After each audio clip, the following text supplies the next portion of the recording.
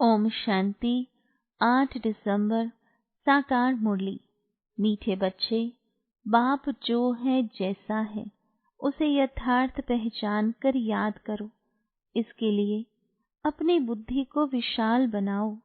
प्रश्न, बाप को गरीब निवास क्यों कहा गया है? उत्तर, क्योंकि इस समय जब सारी दुनिया गरीब अर्थात दुखी बन गई है, तब बाप आए हैं सबको दुख से छुड़ाने। बाकी किस पर तरस खाकर कपड़े दे देना, पैसा दे देना, वह कोई कमाल की बात नहीं। इससे वह कोई साहूकार नहीं बन जाते। ऐसे नहीं, मैं कोई इन भीलों को पैसा देकर गरीब निवास कहलाऊंगा। मैं तो गरीब अर्थात पतितों को, जिनमें ज्ञान नहीं है, उन्हें ज्ञान देकर पावन बनाता हूँ। गीत, यही बहार है दुनिया को भूल जाने की। ओम शांति। मीठे मीठे बच्चों ने गीत सुना। बच्चे जानते हैं गीत तो दुनियावी मनुष्यों ने गाया है। अक्षर बड़े अच्छे हैं। इस पुरानी दुनिया को भुलाना है। आगे ऐसे नहीं समझते थे। कलयुगी मनुष्यों को भी समझ में नहीं आता है कि नई दुनिया में जाना होगा तो जरूर पुरानी दुनिया को भूलना होगा। भल इतना समझते हैं पुरानी दुनिया को छोड़ना है, परंतु वह समझते हैं अर्जुन बहुत समय पड़ा है, नई सो पुरानी होगी। यह तो समझते हैं, परंतु लंबा टाइम डालने से भूल गए हैं। तुमको अब स्मृति दिलाई जाती है। अभी नई दुनिया स्थापन होती है, इसलिए पुरानी दुनिया को भूलना है। भूल जाने से क्या होगा? हम यह शरीर छोड़ नई दुनिया में जाएंगे, परंतु अज्ञान काल में ऐसी ऐसी बातों के अर्थ पर किसी का ध्यान नहीं जाता। जिस प्रकार बाप समझाते हैं, ऐसे कोई भी समझाने वाला नहीं है। तुम इनके अर्थ को समझ सकते हो। यह भी बच्चे जानते हैं बाप है बहुत साधारण, अनन्य। अच्छे अच्छे बच्चे भी पूरा समझते नहीं हैं। भूल जाते हैं कि इनमें शिव बाबा आते हैं। कोई भी डायरेक्शन देते हैं तो समझते नहीं कि यह शिव बाबा का डायरेक्शन है। शिव बाबा को सारा दिन जैसे भूले हुए हैं। पूरा न समझने कारण वह काम नहीं करते। माया याद करने नहीं देती। स्थायी वह याद ठहरती नहीं। मेहनत करते करते पिछाड़ी में आखिर वह अवस्था होनी जरूर है। ऐसा कोई भी नहीं जो इस समय कर्मातीत अवस्था को पाले। बाप जो है जैसा है उनको जानने में बड़ी बुद्धि चाहिए। तुमसे पूछेंगे बाप दादा गर्म कपड़े पहनते हैं? कहेंगे दोनों को पड़े हुए हैं। शिव बाबा कहेंगे मैं थोड़े गर्म कपड़े पहनूंगा, मुझे ठंडी नहीं लगती। हाँ, जिसने प्रवेश किया है उनको ठंडी लगेगी। मुझे तो न भूख न प्यास कुछ नहीं लगता। मैं तो निर्लेप हूँ। सर्विस करते हुए भी इन सब बातों से न्यारा हूँ। मैं खाता पिता नहीं हूँ। जैसे एक साधु भी कहता था ना, मैं न खाता हूँ न पिता हूँ। उन्होंने फिर आर्टिफिशियल वेश धारण कर लिया है। देवताओं के नाम भी तो बहुतों ने रखे हैं, और कोई धर्म में देवी देवता बनते नहीं हैं। यहाँ कितने मंदिर हैं, बाहर में तो एक शिव बाबा को ही जानते हैं। बुद्धि भी कहती है फादर तो एक होता है, फादर से ही वर्षा मिलता है। तुम बच्चों की बुद्धि में है। कल्प के इस पुरुषोत्तम संगम युग पर ही बाबा से वर्षा मिलता है। जब हम सुख धाम में जाते हैं तो बाकी सब शांति धाम में रहते हैं। तुम्हारे में भी यह समझ नंबरवार है। अगर ज्ञान के विचारों में रहते हैं तो उन्हों के बोल ही वह निकलेंगे। तुम रूप बसंत बन रहे हो बाबा द्वारा। तुम रूप भी हो और बसंत भी हो। दुनिया में और कोई कह न सके कि हम रूप बसंत हैं। तुम अभी पढ़ रहे हो, पिछाड़े तक नंबरवार पुरुषार्थ अनुसार पढ़ लेंगे। शिव बाबा, हम आत्माओं का बाप है ना? यह भी दिल से लगता तो है ना? भक्ति मार्ग में थोड़े ही दिल से लगता है। यहाँ तुम सन्मुख बैठे हो, समझते हो बाप फिर इस समय ही आएंगे, फिर कोई और समय बाप को आने की दरकार ही नहीं। सतयुग से त्रेता तक आना नहीं है, द्वापर से कलयुग तक भी आने का नहीं है। वह आते ही है कल्प के संगम युग पर। बाप है भी गरीब निवास, अर्थात सारी दुनिया जो दुखी गरीब हो जाती है उनका बाप है। इनकी दिल में क्या होगा?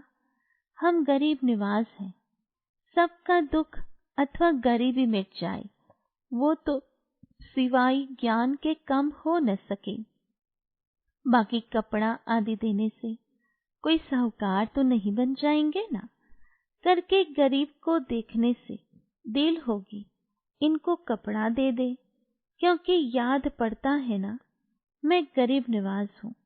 साथ साथ यह भी समझता हूँ मैं गरीब निवाज कोई इन भीलों के लिए ही नहीं हूँ।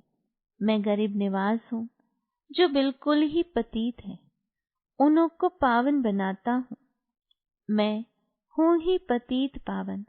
तो विचार चलता है मैं गरीब निवाज हूँ, परंतु पैसे आदि कैसे दूं?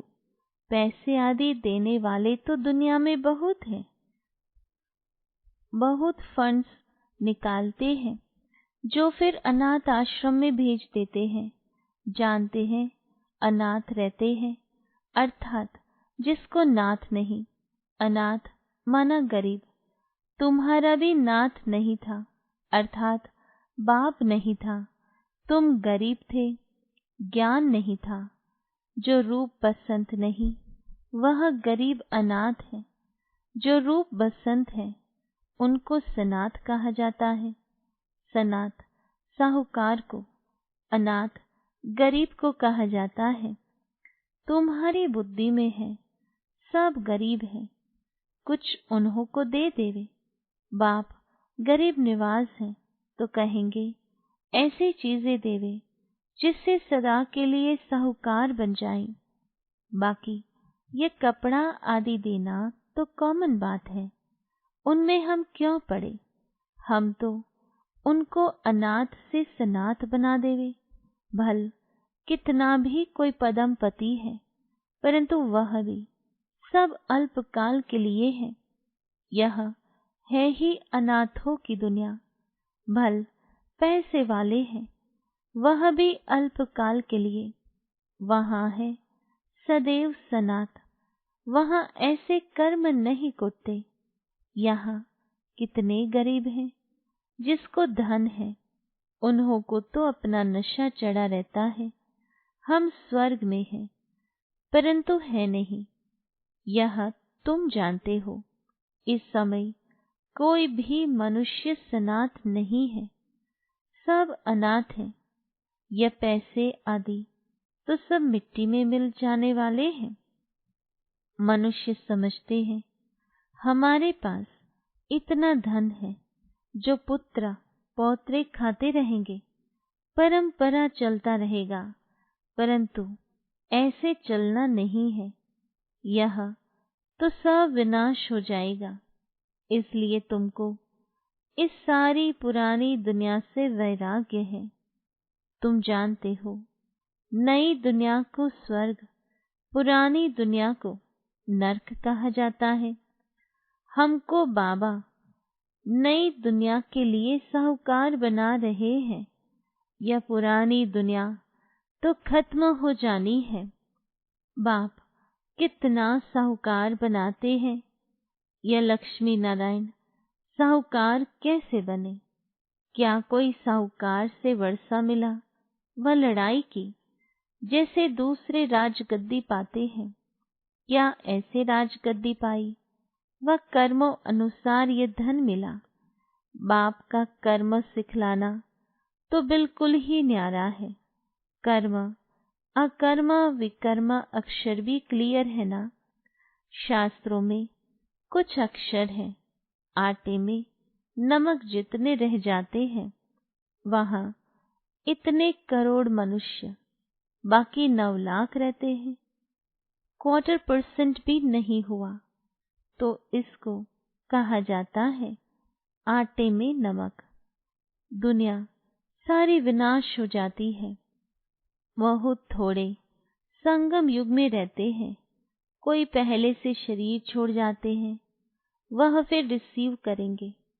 जैसे मुगली बच्ची थी, अच्छी थी, तो जन्म बिल्कुल अच्छे घर में लिया होगा। नंबरवार सुख में ही जन्म लेते हैं। सुख तो उनको देखना है, थोड़ा दुख भी देखना है। कर्मातीत अवस्था तो किसकी हुई नहीं है। जन्म बड़े सुखी घर में जाकर लेंगे, ऐसे मत समझो यहाँ कोई सुखी घर में है। बहुत परिवार ऐसे अच्छे होते हैं, बात मत पूछो। बाबा का देखा हुआ है। बहुएं एक ही घर में ऐसे शांत मिलाप में रहती है, जो बस सभी साथ में भक्ति करती है, गीता पढ़ती है। बाबा ने पूछा, इतनी सब इकट्ठी रहती है, झगड़ा नहीं होता? बोला, हमारे पास तो स्वर्ग है, हम सभी इकट्ठे रहते हैं, कभी लड़ते झगड़ते नहीं हैं, शांत में रहते हैं। कहते हैं यहाँ तो जैसे स्वर्ग है, तो जरूर स्वर्ग पास्ट हो गया है। तब कहने में आता है ना कि यहाँ तो जैसे स्वर्ग लगा पड़ा है, परंतु यहाँ तो बहुतों का स्वभाव स्वर्गवासी बनने का दिखाई नहीं देता। दास दासियां भी तो बनने हैं ना। यह राजधानी स्थापन होती है। बाकी जो ब्राह्मण बनते हैं वह देवी घराने में आने वाले हैं, परंतु नंबरवार है। कोई तो बहुत मीठे होते हैं, सबको प्यार करते रहेंगे, कभी किसी को गुस्सा नहीं करेंगे। गुस्सा करने से दुख होता है। जो मनसा वाचा कर्मणा किसी को दुख ही देते रहते हैं, उनको कहा जाता है दुखी आत्मा। जैसे पुण्य आत्मा पाप आत्मा कहते हैं ना। शरीर का नाम लेते हैं क्या? वास्तव में आत्मा ही बनती है। सब पाप आत्माएं भी एक जैसी नहीं होती हैं। पुण्य आत्मा भी सब एक जैसी नहीं होती। नंबरवार पुरुषार्थ अनुसार होते हैं। स्टूडेंट खुद समझते होंगे ना कि हमारे कैरेक्टर्स हैं, अवस्था कैसी है, हम कैसे चलते हैं। सबको मीठा बोलते हैं। कोई कुछ कहे, हम उल्टा सुल्टा जवाब तो नहीं देते हैं। बाबा को कई बच्चे कहते हैं, बच्चों पर गुस्सा आ जाता है। बाबा कहते हैं जितना हो सके प्यार से काम लो, निर्मोही भी बनना चाहिए। यह तो तुम बच्चे समझते हो, हमको ये लक्ष्मी नारायण बनना है। एम ऑब्जेक्ट सामने खड़ी है। कितनी उच्च एम ऑब्जेक्ट है। पढ़ाने वाला भी हाईएस्ट है ना। श्री कृष्ण की महिमा कितनी गाते हैं। सर्वगुण संपन्न, 16 कला संपूर्ण। अब तुम बच्चे जानते हो हम वह बन रहे हैं। तुम यहाँ आए ही हो यह बनने के लिए। तुम्हारी यह सच्ची सत्य नारायण की कथा है ही नर से नारायण बनने की। अमर कथा है अमरपुरी में जाने की। कोई सन्यासी आदि इन बातों को नहीं जानते। कोई भी मनुष्य मात्र को ज्ञान का सागर व पतित पावन नहीं कहेंगे, जबकि सारी सृष्टि ही पतित है, तो हम पतित पावन किसको कहें। यहाँ कोई पुण्य आत्मा हो न सके। बाप समझाते हैं ये दुनिया पतित है, श्री कृष्ण है अव्वल नंबर, उनको ही भगवान नहीं कह सकते। जन्म मरण रहित एक ही निराकार बाप है। गाया जाता है शिव परमात्माय नमः। ब्रह्मा विष्णु शंकर को देवता कहा, फिर शिव को परमात्मा कहते हैं, तो शिव सबसे ऊपर हुआ ना। वह है सबका बाप। वर्षा भी बाप से मिलना है। सर्वव्यापी कहने से वर्षा नहीं मिलता है। बाप स्वर्ग की स्थापना करने वाला है, तो जरूर स्वर्ग का ही वर्षा देंगे। ये लक्ष्मी नारायण है नंबर 1। पढ़ाई से ये पद पाया।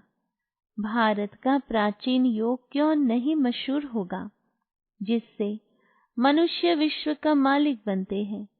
उनको कहते हैं सहज योग। सहज ज्ञान है भी बहुत सहज। एक ही जन्म के पुरुषार्थ से कितनी प्राप्ति हो जाती है। भक्ति मार्ग में तो जन्म बाई जन्म ठोकरें खाते आए, मिलता तो कुछ भी नहीं। यह तो एक ही जन्म में मिलता है, इसलिए सहज कहा जाता है। सेकंड में जीवन मुक्ति कहा जाता है। आजकल तो देखो कैसे कैसे इन्वेंशन निकालते रहते हैं। साइंस का भी वंडर है, साइलेंस का भी वंडर देखो कैसा है। वह सब कितना देखने में आता है। यहाँ कुछ भी नहीं है। तुम शांति में बैठे हो, नौकरी आदि भी करते हो, हथ काट दे और आत्मा की दिल यार तरफ आशिक माशुक भी गाए हुए है ना। वहाँ एक दो की शक्ल पर आशिक होते हैं। विकार की बात नहीं रहती। कहाँ भी बैठे याद आ जाएंगे। रोटी खाते रहेंगे, बस सामने उनको देखते रहेंगे। अंत में तुम्हारी वह अवस्था हो जाएगी, बस बाप को ही याद करते रहेंगे। अच्छा, मीठे मीठे सिकिलधे बच्चों प्रति माता पिता बाप दादा का याद प्यार और गुड मॉर्निंग। रूहानी बाप की रूहानी बच्चों को नमस्ते। रूहानी बच्चों की रूहानी बाबा को याद प्यार, गुड मॉर्निंग और नमस्ते। धारणा के लिए मुख्य सार। पहली पॉइंट, रूप बसंत बन मुख से सदा सुखदाई बोल बोलने हैं, दुखदाई नहीं बनना है। ज्ञान के विचारों में रहना है, मुख से ज्ञान रत्न ही निकालने हैं। दूसरी पॉइंट, निर्मोही बनना है, हर एक से प्यार से काम लेना है, गुस्सा नहीं करना है। अनाथ को सनाथ बनाने की सेवा करनी है। वरदान, अपवित्रता के नाम निशान को भी समाप्त कर हिज हाइनेस का टाइटल प्राप्त करने वाले होली हंस भव।